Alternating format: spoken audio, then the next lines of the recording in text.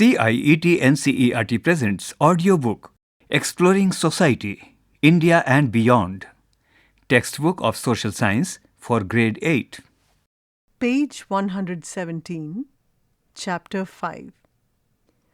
Universal Franchise and India's Electoral System. India adopted the principle of adult franchise with an abundant faith in the common man and the ultimate success of democratic rule.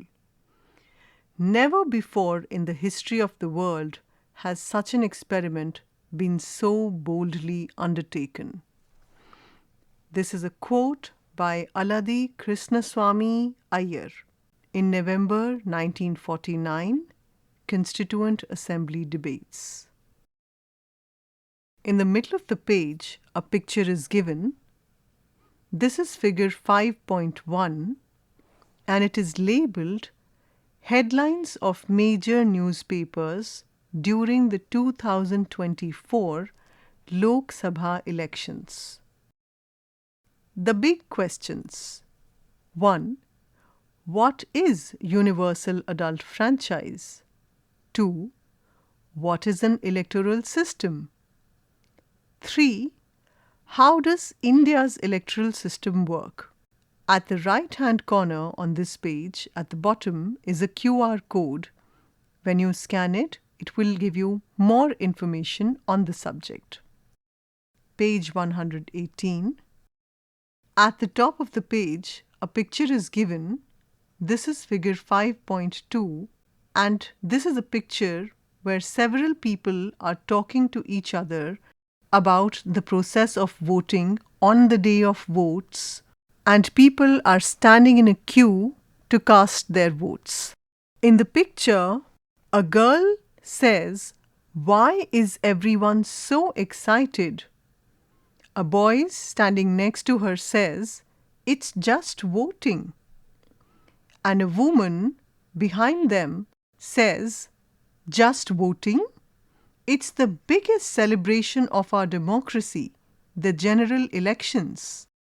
Universal adult franchise. The constitution makers decided that universal adult franchise would be a feature of Indian democracy right from the outset. This means that every adult citizen gets one vote and all votes have equal value. Hence, every Indian citizen aged 18 and above has a right to vote, irrespective of caste, creed, race, religion, gender, education, income, etc. The word universal connotes this.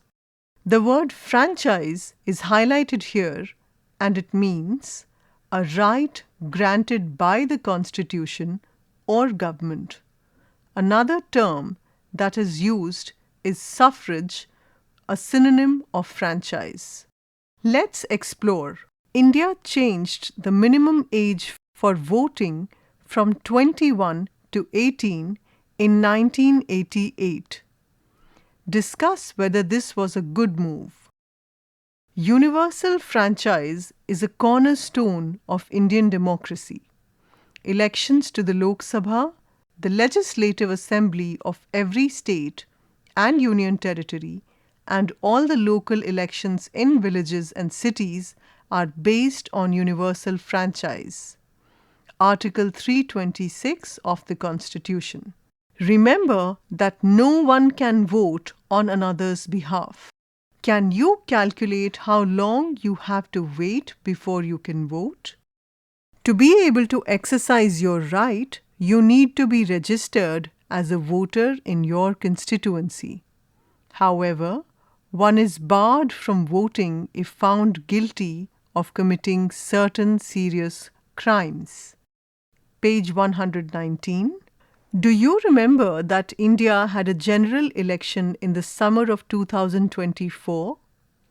About 980 million voters were eligible to exercise their franchise for the 543 constituencies of the Lok Sabha.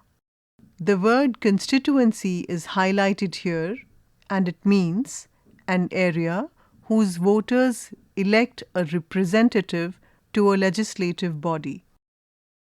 Don't miss out. India has 3.1 million elected representatives. 1.3 million of them are women. In more than 250,000 local government bodies across India.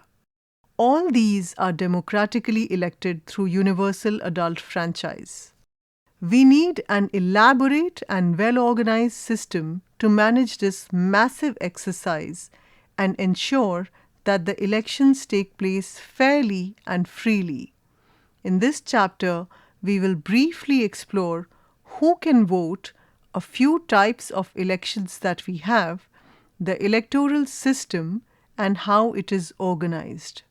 The word system here is highlighted, and it means a group of interconnected or interdependent elements that work together to achieve a common purpose or function. Don't miss out. Before independence, only 13% of Indians were allowed to vote, and franchise was not universal. We will delve more into this in another part of the textbook. India was among the early nations to grant women the right to vote, ahead of many others around the world.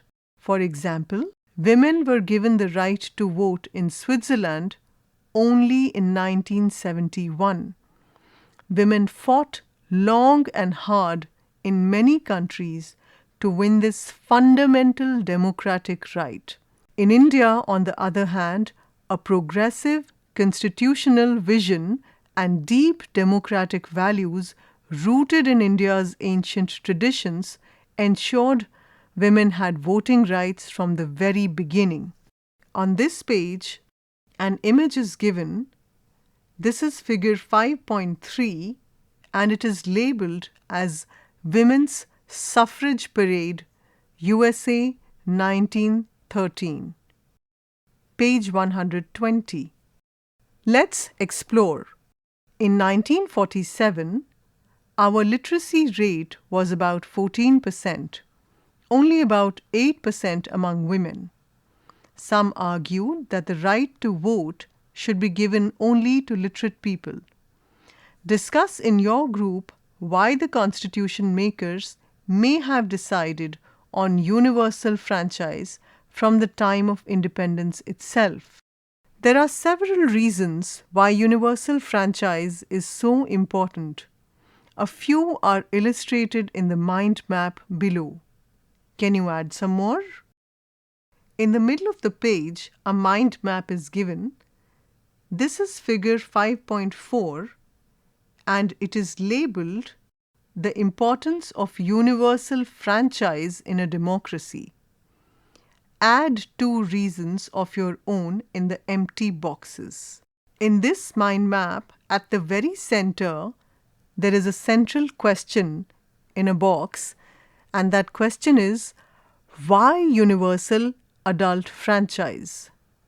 Some of the answers are power to determine one's future. So people decide what type of future they want and who can best represent them. Or fosters civic engagement, which means that people participate in solving problems in their area. Or everyone is equal, which means no discrimination based on caste, creed, sex, education, wealth, etc. Or everyone's voice matters, which means all can participate in deciding the nation's future. And the last one is elected representatives answerable to electorate, which says people vote them out in elections. 2 empty spaces are given where you can mention 2 more reasons why universal adult franchise is a good idea. Bridging barriers, enabling participation, ensuring universal franchise. Democracy thrives when every eligible citizen can freely and fairly participate in the electoral process. Voting in elections is a powerful way for people to express their will. How does this take place in India? Page 121. India is a large, diverse, and complex country. To illustrate, the population of eligible voters in India is 15 times the population of the United Kingdom. And in terms of area, India is 6 times larger than France. It is a challenge too. Thus, elections in India need to be organized taking this complexity into account. The Election Commission of India organizes elections in India. We will learn more about the ECI later in the chapter. The ECI has taken several innovative accessibility measures to remove barriers to exercising the franchise and ensure no voter is left behind. Electoral officials travel to remote locations to ensure every citizen can exercise their democratic right. In 2024, for the first time, the elderly and people with disabilities could cast their votes from home, and the postal voting option was available for a specific category of voters. Assistive technologies like Braille-enabled voter cards and app-based requests for assistance, including wheelchairs and ramps, were also made possible. Let's explore. Discuss in groups. What role do such measures play in a democracy? Do you know of anyone who benefited from these improved accessibility measures? How might they increase voter participation in your neighborhood? How can technology assist? If you have access to the internet, visit the ECI website www.eci.gov.in/persons-with-disabilities. Read and identify the various interventions that the ECI has taken to facilitate voting by people with disabilities. At the bottom of the page, a picture is given. This is figure 5.5, and in this image there are several people who have cast their votes. Page 122. This page is a collage of several images, and this is called the figure 5.6. It is labeled as India's electoral system endeavors to enable every citizen to exercise their franchise. This includes measures such as organizing a polling station for a single woman voter, postal voting, and providing wheelchair assistance. Page 123. Let's explore. About 34% of eligible voters did not exercise their right to vote in the 2024 elections. Why do you think this is so?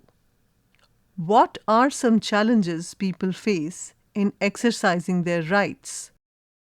Design and conduct a short survey among adults in your family and neighborhood to answer these questions. Analyze the data and write a report with suggestions on how it may be possible to ensure everyone votes. Don't miss out. The Uttara Merur inscriptions from the 10th century describe a transparent process for the selection of representatives. Eligible candidates' names were written on fragments of palm leaves and placed in a pot, which was then sealed. On the selection day, it was opened publicly, and a young boy drew the palm leaves randomly one by one. A respected individual, after showing his empty hands to the public, would read out each name of the selected candidates. Election for Class Representative, Grade 8, Suryoday School. It was time for the annual election of the class representative or the class rep.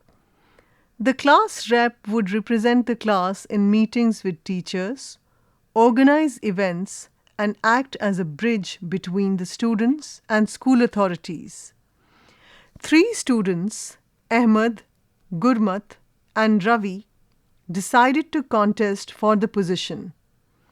The class teacher, Miss Usha, was appointed as the election officer to ensure the election process was fair, transparent, and followed all the necessary rules. At the bottom of the page, a picture is given. This is figure 5.7, and in this picture, there is a class teacher and several children standing near the blackboard. The class teacher has a ballot box-like object in front of her placed on a table. Page 124. Here's a brief introduction of each of the candidates. Ahmed promised to improve the cleanliness of the classrooms and the playground. Gurmat was interested in helping all her classmates learn better. She proposed creating a system of peer coaching and mutual support. Ravi wanted to make more space in their class timetable for the arts curriculum, music, theatre, and visual art, in line with the new curriculum. In the middle of the page, this is figure 5.8, and in this picture, all the 3 candidates stand together holding in their hands placards that display their interests and promises, along with the class teacher. 4 students from the class are looking at them. Campaigning. Ahmed put up posters. Gurmat used the notice board and spoke to classmates, while Ravi held a lunchtime music performance to promote his idea. As the election officer, Miss Usha had to organize the elections and ensure it was conducted fairly. She explained the rules to the class, ensuring everyone understood how the secret ballot voting process would work. No one would know who voted for whom, ensuring the process was private and fair. She set up the voting booths in the corner of the classroom.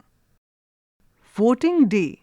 On election day, each student was given a ballot paper with the names of the 3 candidates. The students were asked to mark an X next to the name of the candidate they wished to vote for. Miss Usha also ensured that there was a ballot paper in Braille for Neha. After all the students voted, Miss Usha collected the ballots in a box and sealed it until the counting session. Page 125. The results.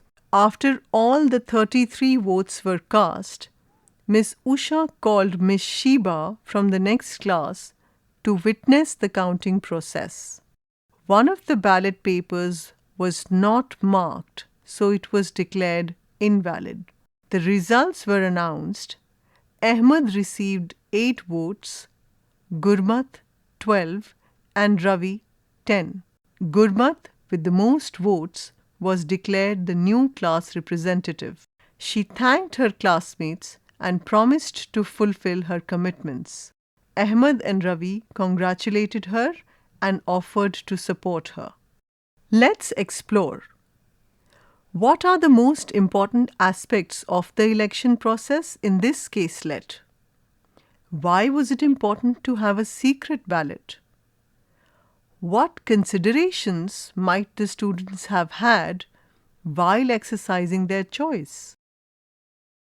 Do you think the students have any responsibility after Gurmat was elected as the class rep?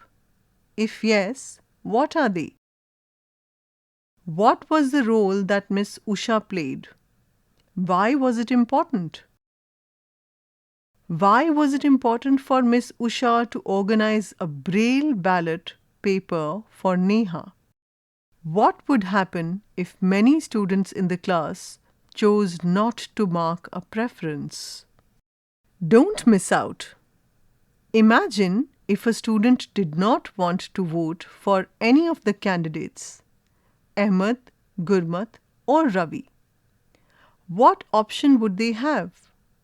Some countries, including India, offer an additional option, nota, which is none of the above. This option allows voters to reject all candidates if they are not satisfied with any of them. It does not change the result but sends a message.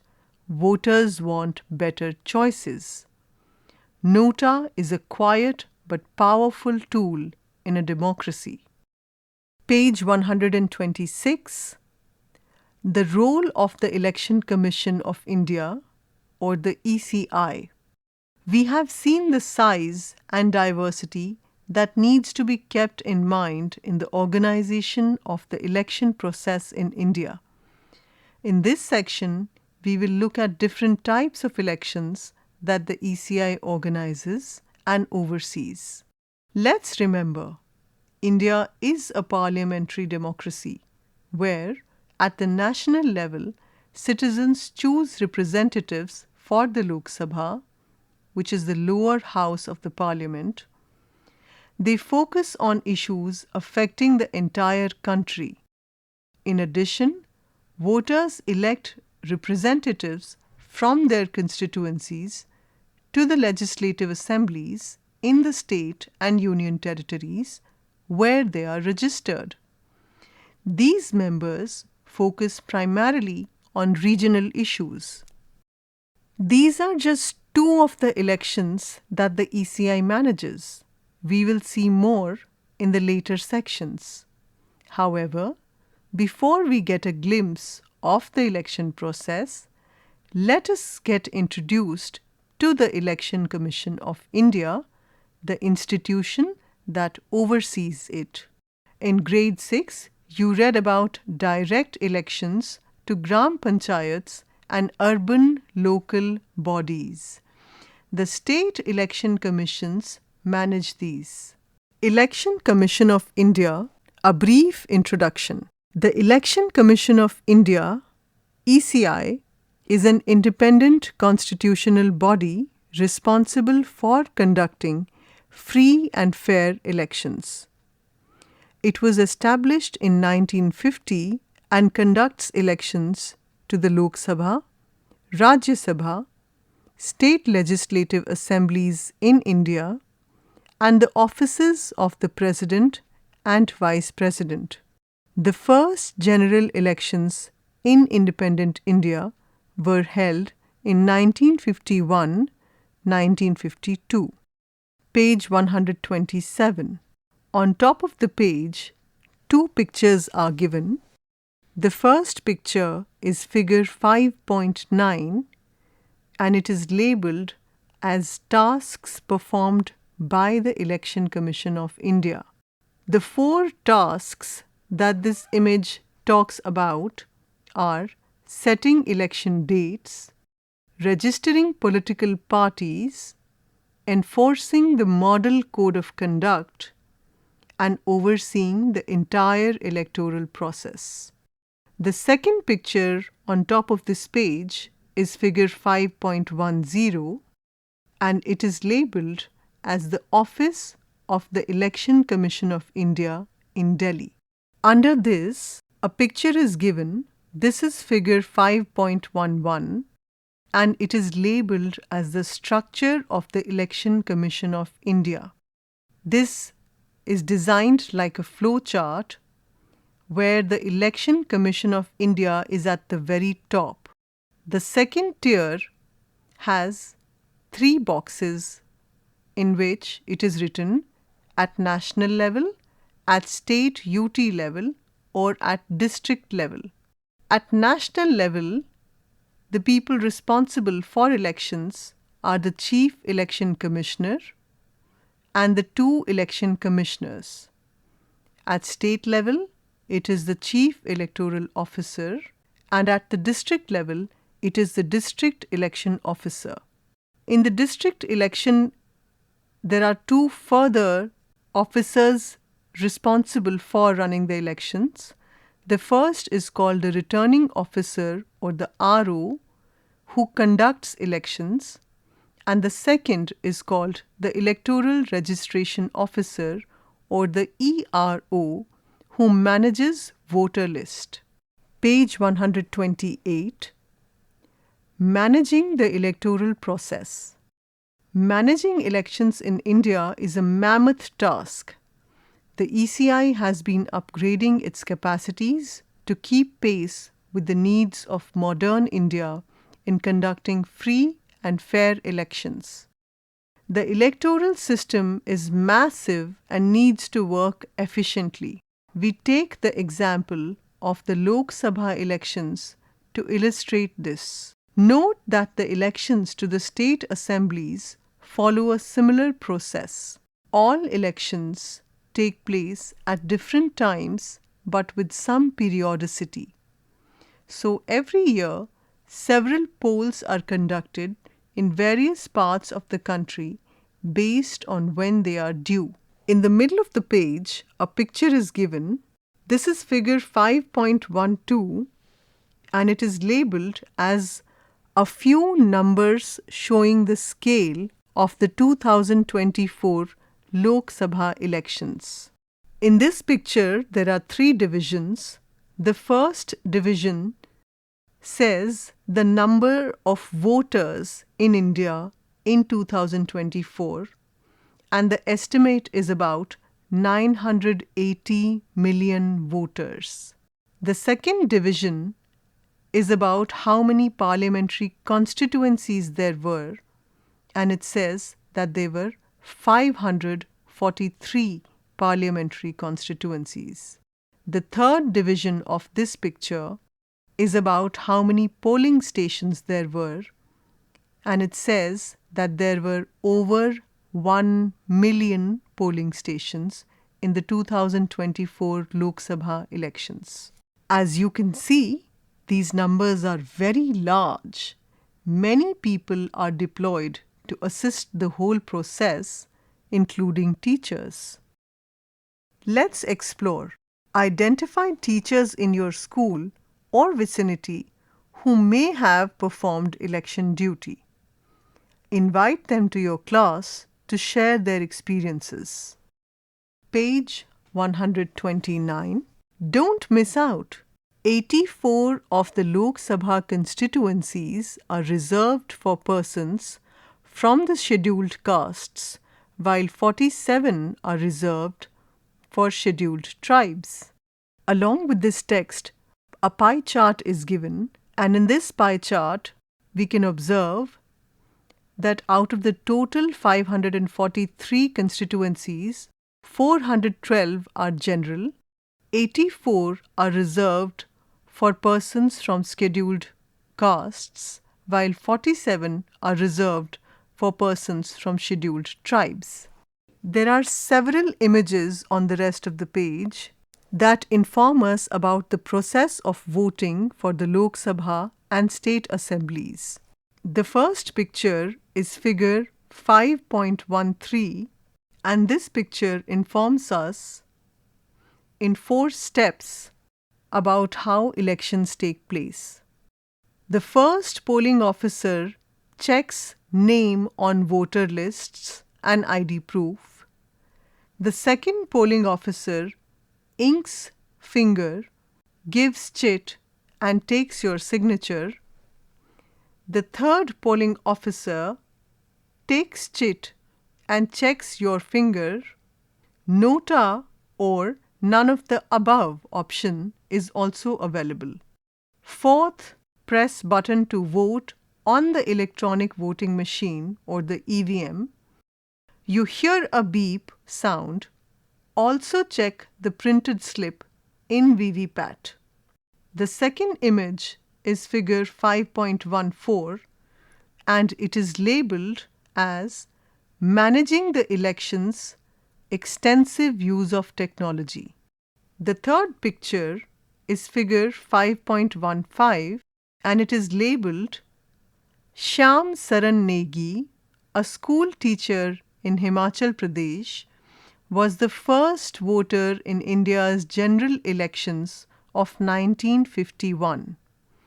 Here, in 2017, he cast his vote at the age of 100 years. Page 130. Let's explore.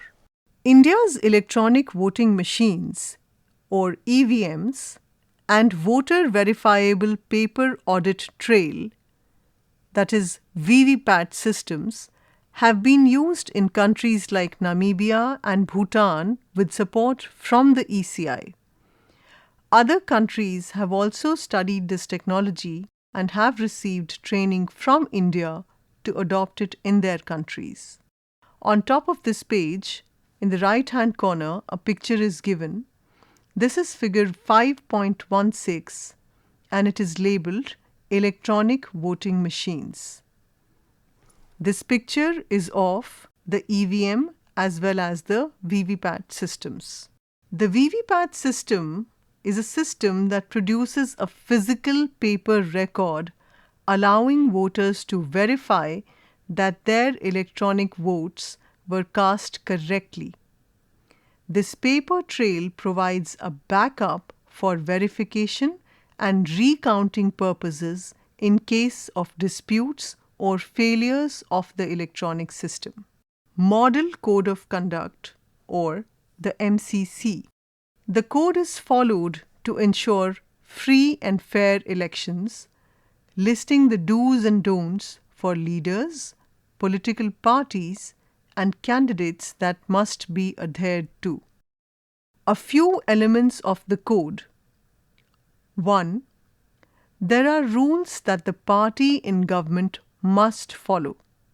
This ensures that the resources available to the government are not used for the purpose of the elections. For example, no new schemes and projects are to be announced that may influence voters. 2. All candidates are expected to exercise discretion and restraint to ensure that the elections take place peacefully. 3. Influencing voters through gifts in return for votes is punishable. Page 131. Let's explore. Here are a few types of complaints that the ECI handles. Pictures are given on this page to create an understanding of these complaints. The first picture, which is figure 5.17, is about a candidate who distributed saris and household appliances to women voters. The second picture is figure 5.18 and it is labeled as abusive language used by the candidate of one party against the candidate from an opposing party. The third picture is figure 5.19 and it is labeled Officials of the Government Campaigning for the Ruling Party. The fourth picture is figure 5.20 and it is labeled Bundles of Rs 500 notes found in the car of a candidate during inspections. Why do you think these might be violations of the Code of Conduct? Don't miss out. The Model Code of Conduct was adopted in Kerala in 1960, voluntarily approved by representatives of the major political parties of the time. The ECI circulated it to political parties during the 1962 general elections, and from 1991, the ECI became proactive in ensuring the observance of the MCC. Page 132. Don't miss out. T.N. Seshan became the Chief Election Commissioner in 1990.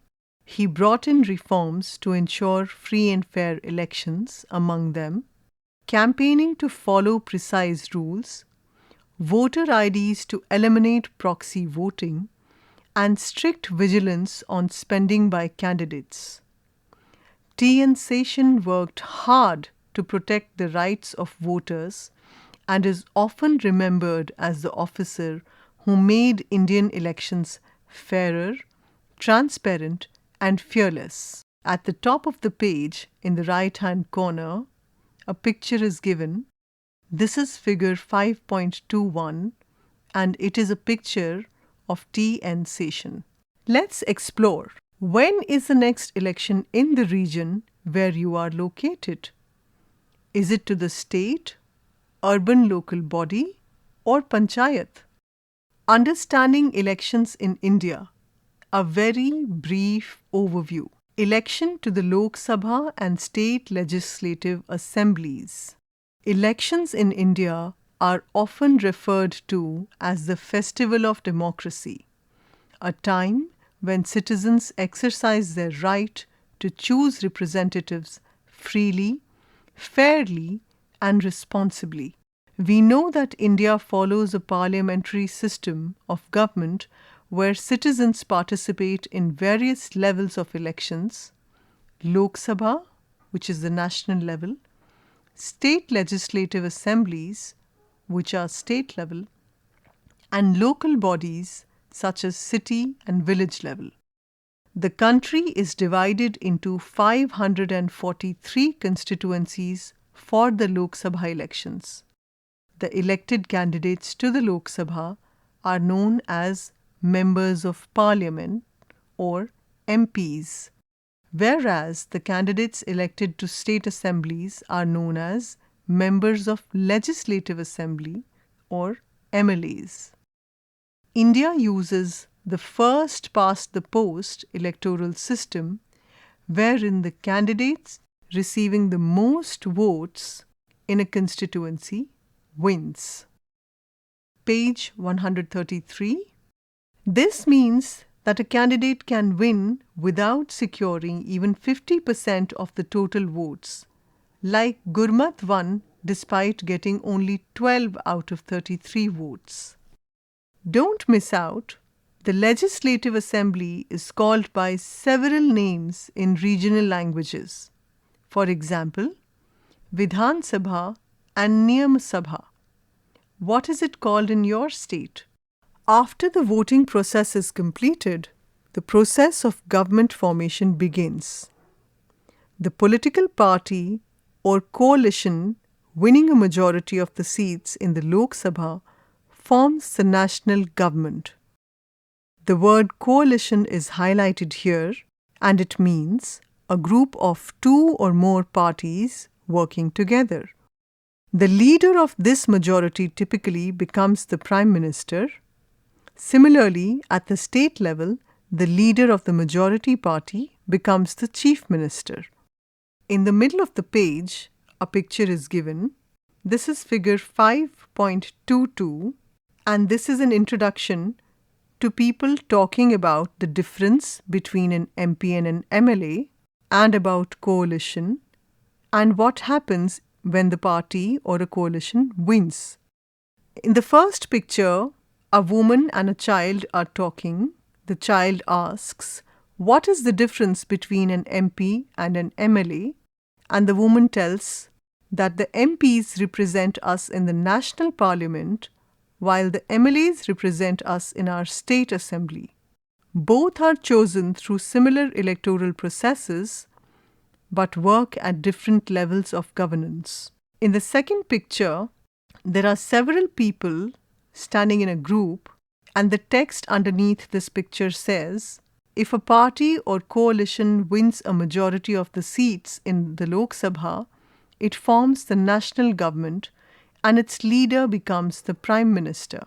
The third picture also has several people standing together, smiling, and the text under this picture says, in states, if a party or coalition wins a majority of seats in the state assembly, it forms the government and its leader becomes the state's chief minister. As we learnt in figure 5.11, the State Election Commission is a part of the election apparatus. It plays an important role not only in general and state elections, but also in conducting elections to local bodies at the grassroots level. Page 134. It works in consultation with the ECI in these matters and universal adult franchise and all other constitutional provisions applicable in the case of direct elections by the people are pertinent here too. Let's explore who are the MP and MLA or MLAs of the constituency you are located in. A Lok Sabha constituency may have 2 or more assembly constituencies. Which party does each of them belong to? What are the concerns of the MP and MLA respectively? Election to the Rajya Sabha. The candidates elected to the Rajya Sabha are also known as members of parliament or MPs, but they are chosen through indirect elections. Let us revisit the example of Suryodaya School. Imagine that the school is setting up a special council at the school level. If the members of this council are elected by the class representatives, it would be an indirect election. Of the 245 members of the Rajya Sabha, 233 are elected by the elected members of the state legislative assemblies or MLAs, while the President of India nominates 12.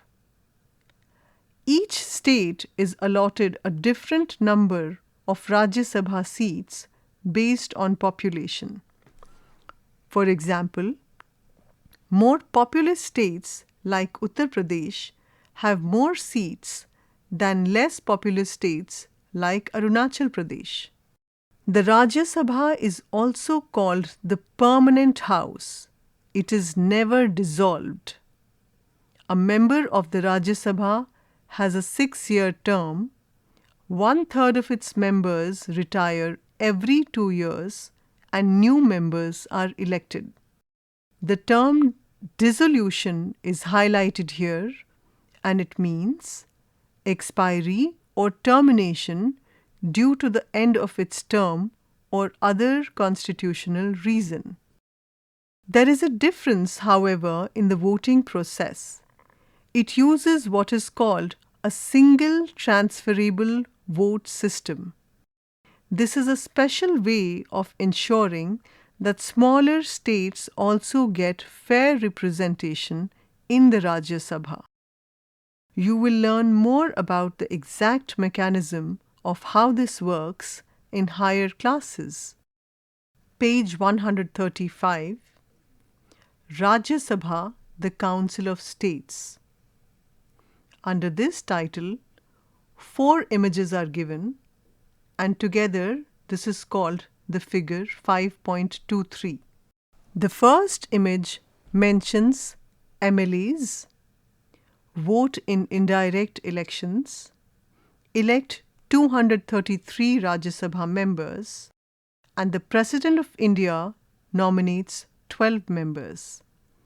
So Rajya Sabha members are elected by MLAs through indirect elections, while the President nominates 12 distinguished individuals. The second image is that of seat allocation, and it is based on state populations. More populous states like Uttar Pradesh have more seats. The third image is that of a circle which seems to represent the fact that the Rajya Sabha is a permanent body.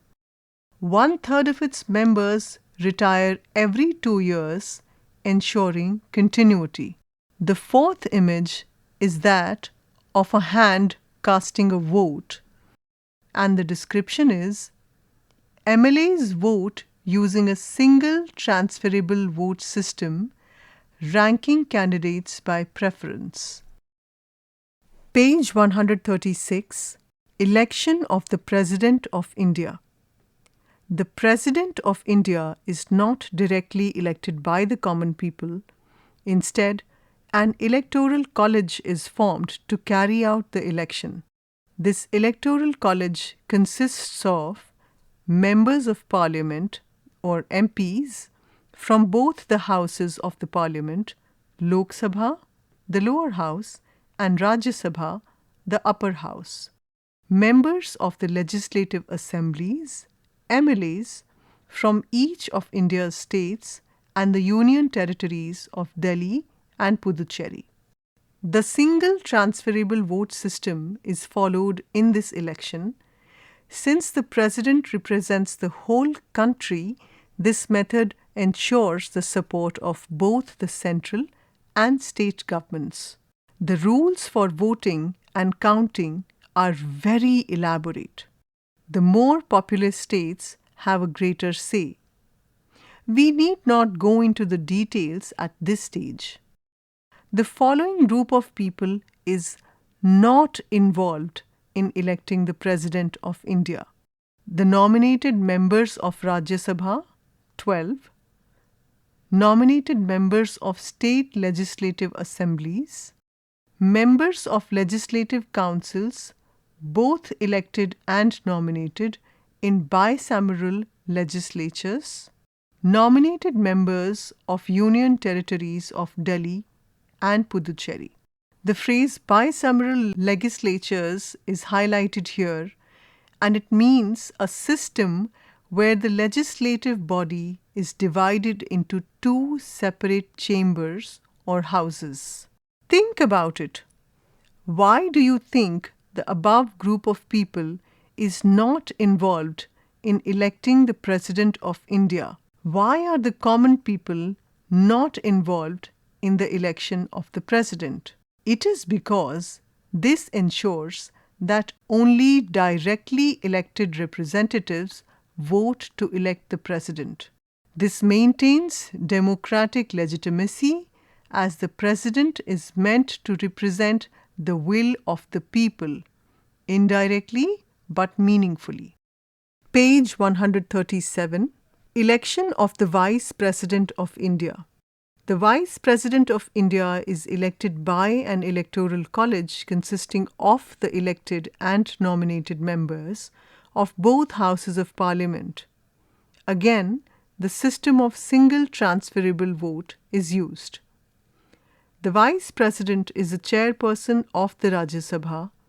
If there are situations when the President is not able to discharge their function, the Vice President steps in to play the role. Challenges and the road ahead. India's electoral system is celebrated as the world's largest democratic exercise. However, like all systems, it faces its share of challenges. Issues such as the growing influence of money in elections, a significant proportion of candidates with criminal records, and voter apathy, particularly in urban areas, raise important questions about the health and future of our democracy. The way forward lies in empowering voters with the information they need to make thoughtful and responsible choices. Media, education, and awareness campaigns must work together to help people, especially the youth, understand the importance of voting wisely. An aware and vigilant voter is the strongest safeguard of a democratic system. It starts with asking the right questions and ends with casting a responsible vote. Before we move on, universal adult franchise is the cornerstone of Indian democracy. The right to vote is a responsibility too. It needs to be taken seriously by every voter. Voter awareness is an important aspect of the right to vote. It is important to facilitate the participation of all eligible voters. The Election Commission of India is the constitutional body that conducts elections in the country. Page 138. The ECI oversees all the elections in the country, including those of the President and Vice President. Indian democracy faces challenges that call for the voters' vigilance and awareness. Questions and activities. Question 1. Why is universal adult franchise important for a healthy democracy? 2. What is the meaning of secret ballot? Why is this important in a democracy? 3. Give examples of direct and indirect elections. 4. How is the election of members to the Lok Sabha different from that to the Rajya Sabha? 5. What, in your view, are the advantages of the EVM over paper ballots? 6. Voter turnout has been declining in some urban areas of India. What could be the reasons for this trend, and what steps can be taken to encourage more people to vote? 7. Why do you think a proportion of seats in the Lok Sabha is reserved for scheduled castes and scheduled tribes? Write a short note. 8. Social media is changing the way we experience elections, from catchy campaign reels and live speeches to political debates on Instagram and Twitter. But is this strengthening democracy or confusing it? Discuss in pairs. What are the benefits, what are the challenges, and what might the future of elections be in a digital age? 9. Visit the website www.indiavotes.com and choose a parliamentary constituency election from any year and explore its results. Do the same for an assembly election in your state. This chapter ends here. Exploring Society, India and Beyond. You were listening to this audiobook, Textbook of Social Science for Grade 8. Narration Divya Gupta. Sound recordist Virendra Rawat. Production assistant Amarjit Sarkar. Directed and produced by Vimlesh Chaudhary. This audiobook is brought to you by CIET NCERT, New Delhi, India.